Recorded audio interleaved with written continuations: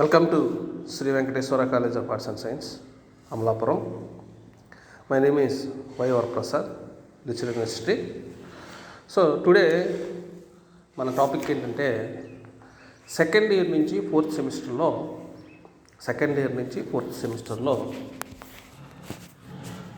Second యూనిట్లో రెప్పన్ ప్రభువు భారతీయులకు ఎట్లా అభిమాన పాత్రుడు ఆయను ఎట్లా అభిమాన పాత్రుడు ఆయను అనేది మనకి కాన్సెప్ట్. సో దీంట్లో మనం చూసినప్పుడు భారతదేశాన్ని ఎవరు ఈ రెప్పన్ అనే విషయాన్ని పరిశీలన చేసినప్పుడు బ్రిటిష్ వారు భారతదేశాన్ని ఆక్రమించిన తర్వాత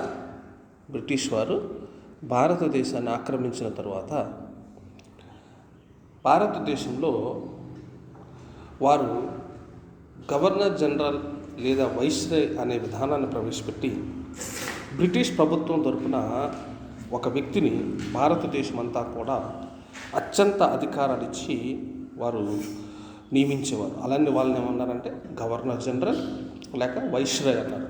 గవర్నర్ జనరల్ లేక వైస్రాయ్.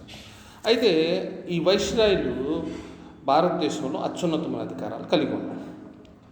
ఇంచుమించు చాలామంది వైస్రాయ్లు రావడం జరిగింది. వారి పదవీ కాలం ముగిసిన తర్వాత వెళ్తే కొత్త వాళ్ళు వస్తుంటారు. అలా వచ్చిన వాళ్ళలో చాలామంది కరుడుగట్టిన సామ్రాజ్యవాదులు ఉన్నారు, అలాగే మంచివారు ఉన్నారు. అలాంటి మంచి వాళ్ళల్లో ఒక గొప్ప మంచి గవర్నర్ జనరల్, భారతీయులకు మేలు చేయాలి అనే గవర్నర్ జనరల్ ఎవరంటే లార్డ్ రిప్పన్.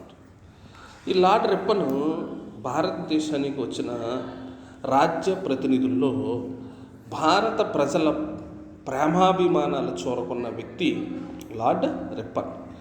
ఎంత అభిమానం అంటే భారతీయులకి ఏదో చేయాలి అంటే, అతను పరాయి దేశస్తుడైనప్పటికీ కూడా భారతీయులకి ఏదో ఒక మంచి చేయాలి, ఒక మంచి కార్యక్రమాలు చేయాలి అనే వ్యక్తులలో ప్రముఖమైన వ్యక్తి లార్డ్ రిప్పన్. భారతదేశానికి వచ్చిన రాజ్య ప్రతినిధుల్లో భారతదేశ ప్రజల ప్రేమాభిమానాలు చూరకున్న వ్యక్తి లార్డ్ రిప్పన్. ప్రజా సంక్షేమమే పాలకుని కర్తవ్యమని తలసిన తొలి బ్రిటిష్ వైస్రాయ్ అంటే ప్రజల సంక్షేమం కోసం. అప్పటి వరకు ఎవరూ కూడా ప్రజల సంక్షేమాన్ని పట్టించుకోలేదు. అలాంటి సమయంలో ప్రజల సంక్షేమం కోసం పాటుపడిన మహానుభావుడు లార్డ్ రిప్పన్. అందుకనే ఇతని గురించి చరిత్రలో ఒక ప్రాముఖ్యమైన స్థానం ఉంది. రిప్పన్ విశాల హృదయం గలవాడు, మేధా సంపన్నుడు. విలియం బెంటింగ్ కాలం వలె రిప్పన్ కాలం కూడా శాంతి అభివృద్ధులకు నిలయం. అంటే ఇక్కడ ఎందుకు చెప్తున్నారంటే, ఇంకొక వ్యక్తిని పరిచయం చేస్తున్నారు ఇక్కడ.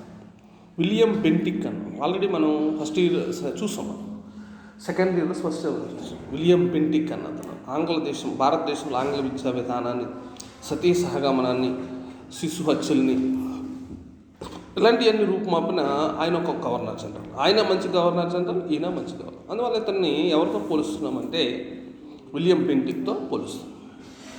ఇకపోతే రిప్పన్ ఆశయాలు ఏంటి అనే దాని గురించి మనం చూసినప్పుడు, రిప్పన్ ఆశయాలు ఏంటి అంటే ఏం చేయాలనుకుంటున్నాడు ఇతను, భారతదేశంలో ఎలాంటి పరిపాలన అందించాలనుకుంటున్నాడు, ఆయన ఆశయం ఏంటి అనే దాని గురించి మనం పరిశీలన చేసినప్పుడు మొదటగా భారతీయుల సంక్షేమము, రెండవదిగా విదేశాంగ విధానమున శాంతిని నెలకొల్పుట, యుద్ధాలు నివారించుట. విదేశాంగ విధానమున శాంతిని నెలకొల్పుట, యుద్ధాలను నివారించటం.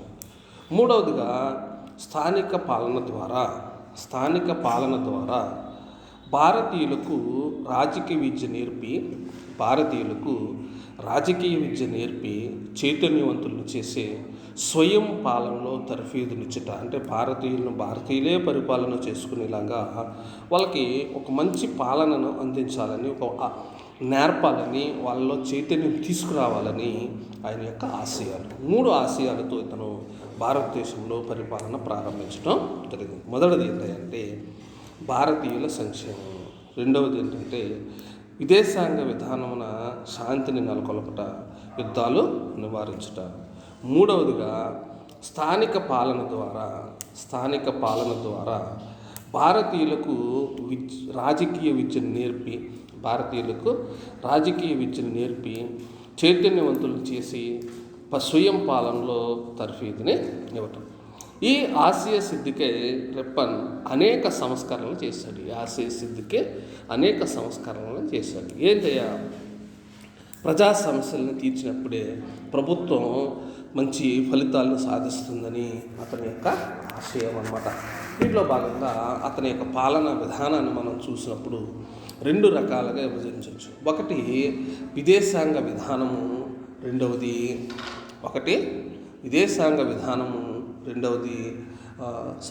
స్వదేశీయ విధానము. ముందుగా మనం స్వదేశీ విధానాన్ని కోసం చూద్దాం. స్వదేశీ విధానం అనగా ఆంతరంగిక విధానము. లార్డ్ రిప్పన్ ప్రవేశపెట్టిన సంస్కరణలో, అంటే మీకు ఇక్కడ ఒక మాట చెప్పాలి, స్వదేశీ విధానం అంటే ఏంటి, విదేశీ విధానం అంటే ఏంటి అంటే, అలా నేను చాలా సందర్భాల్లో చెప్పాను. దేశంలో ఆ ప్రజల కోసం ఏమైనా సంక్షేమ కార్యక్రమాలను చేపడితే అట్లనేమంటారంటే మనం స్వదేశీ విధానము అంటారు, ఆంతరంగిక విధానము అంటారు. విదేశాలలో బయట ఇతర దేశాల్లో యుద్ధాలకు కానీ లేకపోతే వాళ్ళతో స్నేహ సంబంధాలను ఏర్పాటు చేసుకుని తమ దేశానికి మంచి చేస్తే అలాంటి విధానాన్ని ఏమంటారంటే విదేశాంగ విధానము అంటారనమాట. The foreign policy and domestic policies అంటారు ఇంగ్లీష్లో. ఇక్కడ స్వదేశీ విధానాన్ని మనం పరిశీలన చేసినప్పుడు ఆంతరంగిక విధానంలో రెప్పన్ ప్రవేశపెట్టిన సంస్కరణలు, భారతదేశంలో అతను ఏ సంస్కరణలు ప్రవేశపెట్టాడు అన్న దాని గురించి మనం చూసినప్పుడు, మొదటిది ప్రాంతీయ భాషా పత్రికల స్వతంత్ర చట్టము, రెండవది కర్మాగార చట్టము, మూడవది స్థానిక స్వపరిపాలన సంస్కరణలు, నాలుగవదిగా సివిల్ సర్వీస్ సంబంధిత సంస్కరణలు, ఐదవది విద్యా సంస్కరణలు, ఆరవది ఆర్థిక సంస్కరణలు, ఏడవది ప్రజాహిత సంస్కరణలు, ఎనిమిదవది ఎల్బర్ట్ బిల్. సో ఈ రకంగా 8 సంస్కరణలు అతను ప్రవేశపెట్టాడు. ఇక్కడ చూడండి, సీరియల్ నెంబర్ తప్పించాడు, అందువల్ల ఏంటంటే 8, 9 కాదు. సో ఇక్కడ మనం గమనించినప్పుడు ఇతను ఆంతరంగిక విధానంలో దేశంలో ఏ రకమైన సంస్కరణలు ప్రవేశపెట్టి ప్రజల యొక్క మన్ననలను పొందాడు అంటే ఈ 8 రకాల సంస్కరణలు ప్రవేశపెట్టాడు. ఆ 8 రకాల సంస్కరణలు ఏంటంటే, ఒకటి ప్రాంతీయ భాషా పత్రికల స్వాతంత్ర చట్టము, రెండవది కర్మాగార చట్టము, మూడవది స్థానిక స్వపరిపాలన సంస్కరణలు, నాలుగవది సివిల్ సర్వీస్ సంబంధిత సంస్కరణలు, ఐదవది విద్యా సంస్కరణలు, ఆరవది ఆర్థిక సంస్కరణలు, ఏడవది ప్రజాహిత సంస్కరణలు, ఎనిమిదవది ఎల్బర్ట్ బిల్ వివాదము. దీంట్లో మనం మొట్టమొదటిగా మనం గమనించినప్పుడు ప్రాంతీయ భాషా పత్రికల స్వాతంత్ర చట్టం ఏంటి అన్న దాని గురించి మనం గమనించినప్పుడు, ఇక్కడ పత్రికలకి పూర్తి స్వాతంత్రం ఉండాలి. పత్రికలు ఏమి రాసినా సరే కానీ ప్రభుత్వము దాని మీద ఏమైనా అధికారము ఉండకూడదు. అలాంటప్పుడు మీడియా అనేది ఇట్స్ వెరీ పవర్ఫుల్. దీన్ని ఏమంటామంటే ఫోర్త్ ఎస్టేట్ అంటారు. మీడియాని ఏమంటారంటే ఫోర్త్ ఎస్టేట్ అంటారు. ఈ ఫోర్త్ ఎస్టేట్లో మనం గమనించినప్పుడు దానికి ఉన్నట్టు నిర్భయంగా రాసే స్వేచ్ఛని కల్పించాలి. అయితే రెప్పన్ కంటే ముందుగా గవర్నర్ జనరల్ పరిపాలన చేశాడు. ఎవరంటే లార్డ్ లిట్టన్. ఈ లిట్టన్ గారు ఏం చేశాడంటే పత్రికలు ఇష్టం వచ్చినట్టుగా రాస్తున్నాయి, బ్రిటిష్ ప్రభుత్వాన్ని చాలా విమర్శిస్తున్నాయి, వ్యతిరేకిస్తున్నాయి అనే ఉద్దేశంతో ఏం చేశాడంటే ఆ పత్రికలకు ఉన్న స్వేచ్ఛను అపహరిస్తూ ఒక చట్టాన్ని చేశాడు. దాన్ని వర్నార్కులర్ యాక్ట్ అని అంటాం. వర్నార్కులర్ యాక్ట్, ప్రాంతీయ భాషా పత్రికల స్వాతంత్ర అపహరణ చట్టము అనేదాన్ని చేశారు. దాంతో పత్రికల యొక్క స్వేచ్ఛ పోయింది. ఇప్పుడు రెప్పన్ గారు వచ్చిన తర్వాత ఏం చేశారంటే పత్రికలకు స్వేచ్ఛ ఉండాలన్న ఉద్దేశంతో రెప్పన్ ఆ లెట్టన్ కాలంలో ప్రవేశపెట్టిన పత్రికలపై ఉన్న స్వేచ్ఛ అపహరణను తీసేసి పత్రికలకి పూర్తి స్వేచ్ఛని ఇచ్చాడు. పత్రికలన్నీ కూడా ఆంగ్ల భాషలో ప్రచురించవలసి వచ్చిన దేశీ భాషలన్నీ కూడా అడుగంటాయన్నమాట. ఇలాంటి సమయంలో రెప్పను అందరికీ కూడా మంచి స్వేచ్ఛనిచ్చి వాళ్ళు కేవలం ఆంగ్ల భాషలోనే కాదు దేశ భాషలలో కూడా పత్రికలు నడుపుకోవచ్చు, పత్రికల్ని వాళ్ళు ముద్రించుకోవచ్చు అనేసి పత్రికలకి ఒక స్వేచ్ఛని ఇవ్వటం జరిగింది. అందుకని పత్రికలు వారిని పొగుడుతూ ఏమంటారంటే ఫ్రెండ్ ఆఫ్ ఇండియన్స్ అంటాడు. రెప్పన్ని పత్రికా యాజమాన్యం, పత్రికలు, ఎడిటర్స్ ఏమని పొగుడుతున్నారంటే ఫ్రెండ్ ఆఫ్ ఇండియన్స్ అని పొగడటం జరిగింది. రెండవదిగా మనం చూసినప్పుడు కర్మాగార చట్టం. రెండవ చట్టం ఏంటంటే కర్మాగార చట్టం. 1881 ప్రాంతంలో ఇండియాలో 90 కర్మాగారాలు ఉన్నాయి. అందు పనిచేయ కార్మికుల యొక్క సంక్షేమానికి ఒక చట్టాన్ని చేశాడు. దాంట్లో పనిచేసే కార్మికుల కోసం ఒక చట్టాన్ని చేశాడు. ఏంటి అన్నప్పుడు 7 నుండి 10 సంవత్సరాల వయసు గల పిల్లలు రోజుకి 9 గంటల మించి పనిచేయరాదు. 9 గంటలు. ఎందుకంటే పిల్లలు వాళ్ళకి అంత బలం ఉండదు కాబట్టి, అంత శక్తి ఉండదు కాబట్టి, అంత తెలివితేటలు ఉండవు కాబట్టి వాళ్ళకి 9 గంటల మించి ఎక్కువ పని చేయాలి. అంతకుముందు 12-14 గంటలు కూడా పని చేయొచ్చు. అలాగే అపాయకరమైన యంత్రాల చుట్టూ రక్షణ కోసం అనేసి కంచి వేయించాడు. ఇంకోటి ఏంటంటే స్త్రీలని పిల్లల్ని ప్రమాదకరమైన పనులందు నిర్మించొద్దు, అక్కడ వాళ్ళకి ప్రమాదకరమైన పనుల్లో పెట్టొద్దు అని చెప్పాడు. వారి పని గంటలను కూడా తగ్గించడం జరిగింది. ఇంకోటి ఏంటంటే ప్రతిరోజు 1 గంట విరామం భోజనానికి ఉంది. నెలకు 4 రోజులు సెలవును ఇవ్వాలన్నాడు. ఈ నిబంధనలు అమలుపరచడానికి కొందరు ఉద్యోగులను కూడా నియమించడం జరిగింది. ఇలా కార్మికుల యొక్క సంక్షేమాన్ని కోసం ఈ కార్మిక చట్టాన్ని ఏర్పాటు చేయడం జరిగింది. మూడవదిగా మనం గమనించినప్పుడు మూడవ సంస్కరణ స్థానిక స్వపరిపాలన సంస్కరణ. రెప్పన్ ప్రవేశపెట్టిన అనేకమైన సంస్కరణలో అత్యుత్తమైన సంస్కరణ, రెప్పనికి మంచి పేరు ప్రఖ్యాతులు తీసుకొచ్చిన సంస్కరణ ఏంటయ్యా అంటే ఈ యొక్క స్థానిక స్వపరిపాలన సంస్థ అన్నమాట. స్థానిక స్వపరిపాలన సంస్కరణలు. రెప్పనికి ముందు స్థానిక పరిపాలన అన్న అందు భారతీయులకి ఎట్టి స్థానం లేదు. ప్రజలకు ఎప్పుడు ఏ రకంగానూ కూడా వాళ్ళలో అక్కడ పరిపాలన అనుభవం అనేది వాళ్ళకి లేకుండా పోయింది. దానివల్ల వీరు పరాయి దేశంలో లాగా పరిపాలన ఉండడం జరుగుతుంది.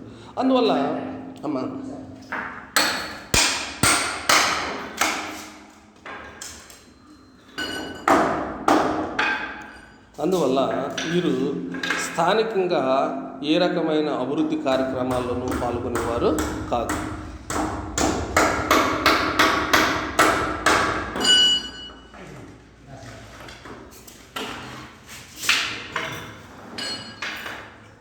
వీళ్ళు ఏ రకమైన అవకాశాలు పాలనలో వచ్చేవి కావు. అలాంటి సందర్భాల్లో రెప్పను 1882 సంవత్సరాల్లో 1882 సంవత్సరాల్లో 2 శాసనాలు చేసి అనేక మార్పులు తెచ్చారు.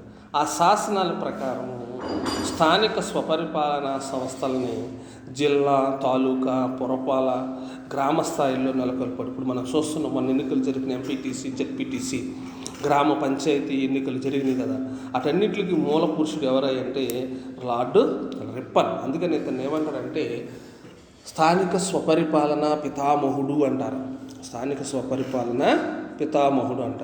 సో ఈ రకంగా ఈ సంస్థలకు ప్రజలచే ఎన్నుకోబడే అనధికార సభ్యులు అధ్యక్షులు వహిస్తుంటారు.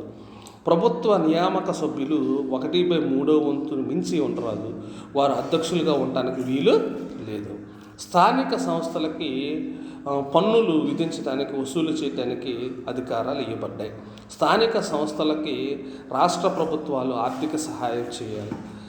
అధికారులు నిర్మాణాత్మకమైన సలహాలను మాత్రమే ఇవ్వవచ్చు, కానీ అనధికారులు కించపరిచే విధంగా ప్రవర్తించడం రాదు. ఇట్లా స్థానికంగా ఉన్న ప్రజలకి పరిపాలనా అవకాశాలను కల్పించి వాళ్ళకి ఒక ఉన్నతమైన విలువలను, ఒక ఉన్నతమైన ఆశయాలని వాళ్ళలో కల్పించారు. ఇట్లా స్థానిక సంస్థలని గ్రామ ప్రాంతాలకు కూడా విస్తరింపచేసి భారతీయులు ప్రజాసేవలో అనుభవాన్ని గడించేటట్లు చేశారు. అందుకని ఏమంటారంటే అతన్ని father of local self governance in India.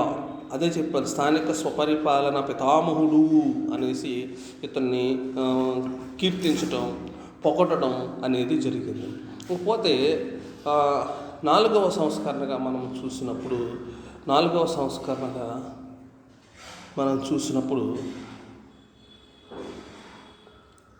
విద్యా సంస్కరణ భారతీయ విద్యారంగాన్ని సంస్కరించడానికి, విద్యా అభివృద్ధికి 20 మంది సభ్యులు గల అంటర్ కమిషన్ ఒకటి నియమించాడు. 20 మంది సభ్యులు గల అంటర్ కమిషన్ ఒకటి నియమించాడు. ఈ కమిషన్ చేసిన సిఫార్సులే ఈరోజు వరకు కొనసాగుతున్నాయి. ఏంటయ్యా ఈయన చేసిన సిఫార్సులు అన్న దాని గురించి మనం చూసినప్పుడు, ప్రాథమిక మరియు సెకండరీ విద్యా వ్యవస్థ వ్యాప్తి చేయాలి. ప్రాథమిక అంటే ప్రైమరీ అండ్ సెకండరీ విద్యా వ్యాప్తిని చేయాలా.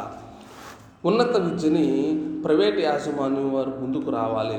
ఉన్నత విద్య అంటే డిగ్రీ, పీజీ లెవెల్స్ అని అట్లా ప్రభుత్వ విద్యా సంస్థలు ప్రభుత్వ ఆర్థిక సహాయం చేయలేదు. స్కాలర్షిప్స్ ఎట్లా అయితే వస్తున్నాయో ఆ స్కాలర్షిప్స్ అన్నీ, ఈ సిఫార్సులన్నీ రెప్పన్ అమలు చేశాడు. సో ఇప్పుడు విద్యలో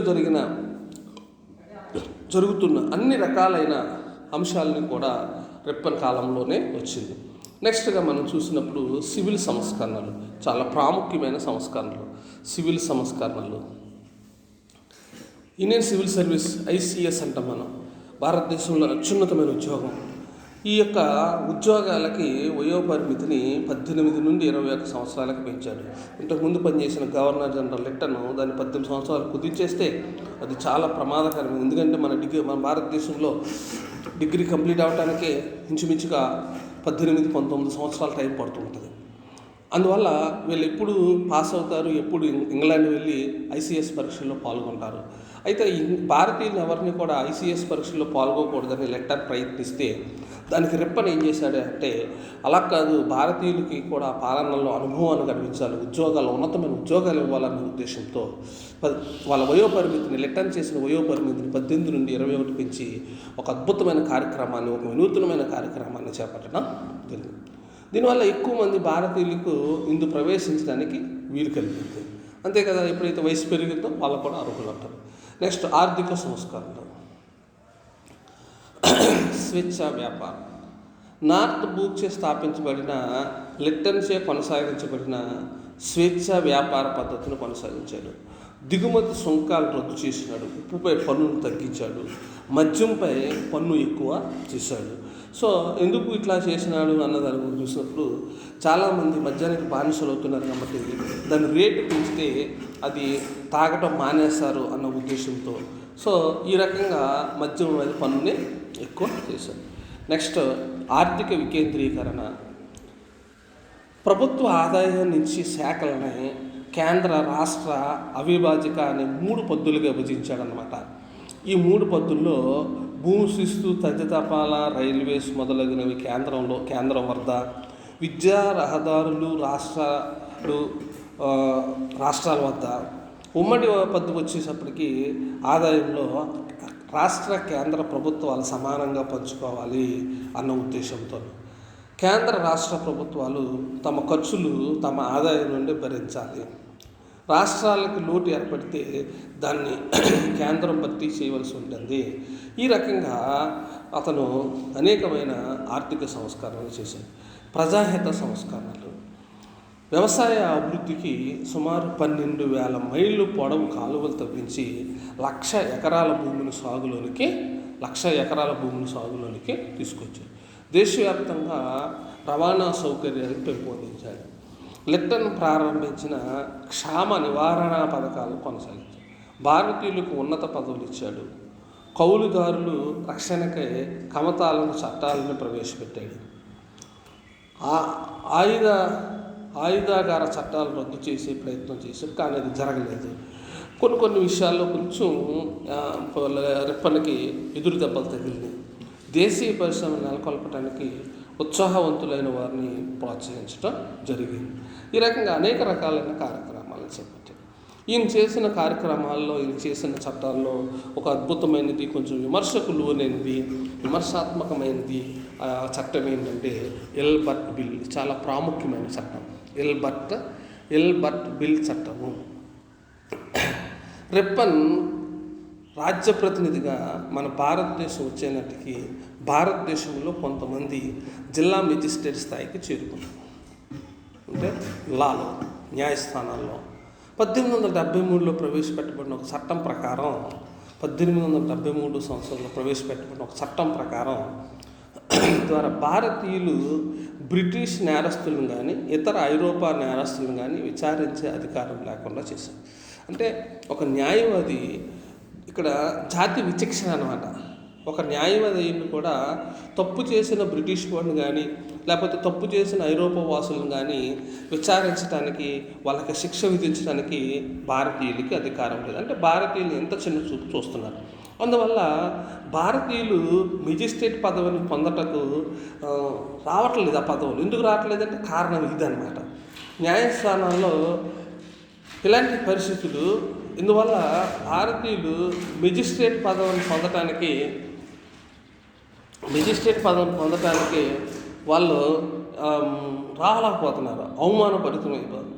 ఇలాంటి స్థానంలో ఏం చేశాడంటే రిప్పన్ ఒక కార్యనిర్వాహక సంఘాన్ని ఏర్పాటు చేసి న్యాయసభ్యులే CP Elbert Charles Philip Elbert అనే అతని మీద ఒక బిల్లును తయారు చేయాలని ఆదేశించాడు. ఈ బిల్లు ప్రకారం ఐరోపా న్యాయవాదులు, భారతీయ న్యాయవాదులు ఒకే స్థాయిలో ఉండేటట్లు చేశాడు. ఒకే స్థాయిలో ఉండేటట్లు చేసి ఐరోపా వాసులను కూడా విచారించే అధికారం కల్పించడం. కానీ భారతీయులందున్న ఐరోపా వాసులు ఎల్బర్ట్ బిల్లు తీవ్రంగా వ్యతిరేకించారు. రిప్పన్ అవమానం పాలయ్యాడు. ఈ భారతీయులు ఐరోపా వాసులను విచారించే అధికారం ఎవరిచ్చారని తిరుగుబాట్లు చేయడం జరిగింది. సో దీంతో బ్రిటిష్ ప్రభుత్వం ఐరోపా వాసుల ప్రతిఘటనకు తలవొగ్గి ఈ బిల్లుకి మద్దతు తెలపాల. క్రమక్రమంగా తీవ్రమవుతున్న ఆంగ్లేయుల ప్రతికూలత, ఆంగ్లేయులకు భారతీయులకు మధ్య చెలరేగుతున్న జాతి వైషమ్యాన్ని దృష్టిలో ఉంచుకొని రిప్పన్ ఏం చేశాడంటే ఈ ఎల్బర్ట్ బిల్ను వదిలిపెట్టేసినాడు. ఎల్బర్ట్ బిల్ను ఆమోదించలేదు. ఈ రకంగా ఐరోపా నేరస్తులు తన విచారణ సగం మంది ఐరోపా జడ్జిలను న్యాయ సమితి నియమించాలని కోరటం, అనేక రకాల ఫలితాలు. ఈ రకంగా ఒక భారతీయ న్యాయవాది తప్పు చేసిన బ్రిటిష్ వాళ్ళు కానీ తప్పు చేసిన ఐరోపా వాసులను కానీ శిక్షించే అధికారం లేకపోవటం అనేది జాతి విచక్షణకి. దీని ఫలితంగా భారతీయుల్లో జాతి వైషమ్యాలు అనేవి చెలరేగినాయి. ఐరోపా వాసుల పట్ల విభేదాలు చెలరేగినాయి. ఐరోపా వాసులు ఎల్బర్ట్ బిల్లు ప్రతిఘటించిన తీరును అనగా సాంఘిక బహిష్కరణ ఆందోళనలు భారతీయులను అనుసరించి వీరిని తమ రాజకీయ ఆయుధంగా చేసుకుని ఆంగ్లేయుల్ని భారతదేశం నుంచి వెళ్ళగొట్టడానికి ఈ యొక్క ఎల్బర్ట్ బిల్లు యొక్క వివాదం అనేది మన భారతీయులకు కొనువిప్పుని కలిగించాయి. భారతీయుల్లో జాతీయతా భావాన్ని వృద్ధి చేసింది. థామస్ గారెట్ చరిత్రకారులు చెప్పినట్లు ఈ ఆందోళన అనంతరం 2 సంవత్సరాల్లో భారత జాతీయ కాంగ్రెస్ ఆవిర్భవించడం అనేది చాలా ప్రాముఖ్యమైన విషయం అన్నమాట. ఒకవేళ ఈ ఎల్బర్ట్ బిల్ రిప్పన్ తీసుకురాకపోయి ఉంటే, ఆ బిల్లుని ఐరోపా వాసులు వ్యతిరేకించుకోకుండా ఉండుంటే భారతీయుల్లో రాజకీయ చైతన్యం వచ్చేదే కాదు. ఎందుకంటే వాళ్ళు మన దేశంలో ఉంటూ మనం వాళ్ళని విమర్శించి మనం విచారించే అధికారం లేకుండా చేస్తే అసలు వాళ్ళు మన దేశంలో ఉండటానికి అర్హులు కాదు అని భారతీయుల్లో జాతీయతా భావం రావటానికి ఈ ఎల్బర్ట్ బిల్ అనేది చాలా ప్రాముఖ్యమైన కృషి చేసింది. ఇవన్నీ స్వదేశీ సంస్కరణలు, ఆంతరంగిక విధానం. విదేశాల్లో ఎట్లా ఇతను మంచి పనులు చేసినాడు అన్న దాని గురించి మనం గమనించినప్పుడు రిప్పన్ యొక్క విదేశాంగ విధానము.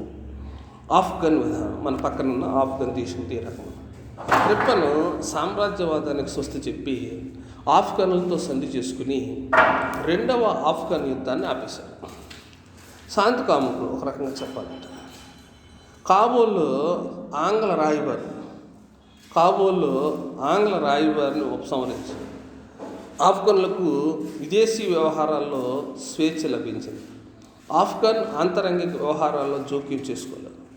సాధారణ మైత్రి సంబంధాలు నెలకొన్నాయి. ఇది ఆఫ్ఘన్తో సంబంధించి.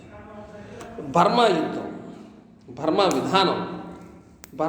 భారత్ బర్మా సంబంధాలు స్నేహపూర్వకంగా లేనప్పటికీ ఫ్రెంచ్ అధికారులు మాండలే నందు ప్రత్యక్షమైన రిప్పన్ శాంతి కాముకుడిగా మెన్నుకుంటాడు. మూడవదిగా మైసూరుతో సంబంధాలు. దుష్పరిపాలన అనే నెపంతో బెట్టింగ్ మైసూరును ఆక్రమించాడు. కానీ రిప్పన్ మైసూరును తిరిగి హిందూ వడయార్ వంశీయులకి ఇచ్చేశాడు. ఇట్లా శాంతి సౌభ్రాతృత్వాలను రిప్పన్ తన విదేశాంగ విధానానికి ప్రతీకగా చేసుకున్నాడు. నెక్స్ట్ అతని యొక్క గొప్పతనం. ఇట్లా రిప్పన్ అనేక ప్రజాహిత సంస్కరణలు, ఇతర సంస్కరణలను ప్రవేశపెట్టి భారతీయుల శ్రేయస్సుకు అవిరవాలం కృషి చేశాడు. ప్రజలకు ప్రభుత్వానికి మధ్య గల అగాధాన్ని తొలగించాడు. 1870, 90, 1900 మధ్యకాలంలో జాతీయ ఉద్యమానికి పునాదులు వేయడానికి బాధ్యుడయ్యాడు. ఆయన పదవీ విరమణ చేసి బొంబాయి నగర వీధులు గుండా పోతున్నప్పుడు తమ ఆత్మ బంధువుని వదిలి వెళ్ళిపోతున్నాడని భారతీయులు విలపించని భారతీయుడు అంటూ కూడా ఎక్కడా కూడా లేడంట. సుమారు 8 కోట్ల ప్రజలు ఆయన్ని మధ్య ఆపి పూలమాలలు వేసి హారతులిచ్చి కానుకలిచ్చి తమ ప్రేమాభిమానాలను చాటుకున్నారు. ఇట్లా పి. రాబర్ట్స్ చెప్పినట్లుగా నాటి నుండి రాజ్య ప్రతినిధులందరిలోనూ భారత జాతీయ నాయకుడిగా భారతీయ హృదయాంతరాలలో శాశ్వత స్థానాన్ని అలంకరించి రిప్పన్ చిరస్మరణీయుడయ్యానని చెప్పాను. Professor S. గోపాల్ అతడు భారతీయులచే ఆరాధించబడిను, ఆంగ్లేయులచే ఉద్దేశించబడినని చెప్పడం జరిగింది. ఈ విధంగా అనేక ప్రజా సంస్కరణలు ప్రవేశపెట్టి రిప్పన్ భారతీయ ప్రజలకి అత్యంత ప్రీతిపాత్రుడు అవటం అనేది జరిగింది. సో ఇంత పేరు ప్రఖ్యాతులు సాధించిన రిప్పన్ చాలా శ్లాఘనీయమైన వ్యక్తి, పూజించదగిన వ్యక్తి. ఒకసారి మళ్ళీ రిఫర్ చేస్తున్నాను చూడండి. క్వశ్చన్ ఏమని అడుగుతాడంటే, రిప్పన్ ప్రభువు భారతీయులకు ఎట్లా అభిమాన పాత్రుడు, లేదా రిప్పన్ ప్రవేశపెట్టిన పాలనా సంస్కరణల గురించి రాయండి, అని అంటారు. భారతదేశానికి వచ్చిన రాజ్య ప్రతినిధుల్లో భారతదేశ ప్రజల ప్రేమాభిమానాలను చూరగొన్న వ్యక్తి రిప్పన్. ప్రజా సంక్షేమమే పాలనని, పాలకుని కర్తవ్యమని తలంచిన తొలి బ్రిటిష్ వైస్రాయ్ రిప్పన్ విశాల హృదయుడు, మేధో సంపన్నుడు. విలియం బెంటింగ్ కాలం వలె రిప్పన్ కాలం శాంతి అద్భుతాలకి నిలయము. రిప్పన్ ఆశయాలు ప్రజల సంక్షేమము, విదేశీయంగ విధానాన్ని శాంతియుతంగా నెలకొల్పుట, యుద్ధాలను నివారించుట, స్థానిక పాలన ద్వారా భారతీయులకు రాజకీయ విద్య నేర్పి చైతన్యవంతులను చేసి స్వయం పాలనలో తర్ఫీదునమాట. ఈ ఆశయ సిద్ధికి రిప్పన్ అనేక సంస్కరణ చేశాడు. ప్రజా సమస్యలను తీర్చడమే కాకుండా ప్రభుత్వ ఆశయ సిద్ధి కూడా అతను అభిప్రాయం. స్వదేశాంగ విధానము, ఆంతరంగికం. రిప్పన్ ప్రవేశపెట్టిన సంస్కరణలు ప్రాంతీయ భాషా పత్రికల స్వతంత్ర చట్టం, కర్మాగార చట్టం, స్థానిక స్వపరిపాలనా సంస్కరణలు, సివిల్ సర్వీస్ సమర్థిత సంస్కరణలు, విద్యా సంస్కరణలు, ఆర్థిక సంస్కరణలు, ప్రజాహిత సంస్కరణలు, ఎల్బర్ట్ బిల్ వివాదము, పత్రికా స్వాతంత్రం. లిట్టన్ కాలంలో పత్రికలకు స్వేచ్ఛ నశించింది. ప్రాంతీయ భాషా చట్టం చేసి పత్రికల స్వేచ్ఛను హరించాడు. పత్రికలన్నీ ఆంగ్ల భాషలోనే ప్రచురించవలసింది అన్నాడు. దేశ భాషలన్నీ కూడా అడుగంటిపోయినాయి. రిప్పన్ చట్టాన్ని సవరించి దేశ భాషా పత్రికలు కూడా స్వేచ్ఛనిచ్చాడు. పత్రికలు వారు ఆయన పొగుడుతూ ఫ్రెండ్ ఆఫ్ ఇండియన్స్ అన్నారు. కర్మాగార చట్టం 1881 ప్రాంతంలో ఇంగ్లాండ్లో 90 కర్మాగారాలు ఉన్నాయి. పనిచేయు కార్మికుల సంక్షేమానికి ఒక చట్టం చేశాడు. దాని ప్రకారం 7 సంవత్సరాల నుంచి 10 సంవత్సరాల వయసు గల పిల్లలు దినానికి 9 గంటల మించి పనిచేయరాదు. అపాయకరమైన యంత్రాల చుట్టూ రక్షణకే కవచం వేయవలేను. స్త్రీలను పిల్లల్ని ప్రమాదకరమైన పరిస్థితుల్లో నియమించరాదు. వారి పని గంటలు తగ్గించాడు. ప్రతిరోజు గంట విరామం, నెలకు 4 రోజులు సెలవు ఇవ్వటం జరిగింది. ఈ నిబంధనలు అమలు చేయడానికి కొందరు ఉద్యోగులను నియమించాడు. స్థానిక స్వపరిపాలనా సంస్కరణలు రిప్పన్ ప్రవేశపెట్టిన అనేక సంస్కరణలు. స్థానిక స్వపరిపాలనా సంస్కరణలు ముఖ్యమైనవి. రిప్పన్కు ముందు స్థానిక పరిపాలన భారతీయులకు ఎట్టి స్థానం లేదు. రిప్పన్ 1881, 1882 సంవత్సరాలు 2 శాసనాలు చేసి అనేక మార్పులు చేశారు. ఆ శాసనాల ప్రకారం స్థానిక స్వపరిపాలనా సంస్థలను జిల్లా, తాలూకా, పురపాలక, గ్రామ స్థాయిలో నెలకొన్నారు.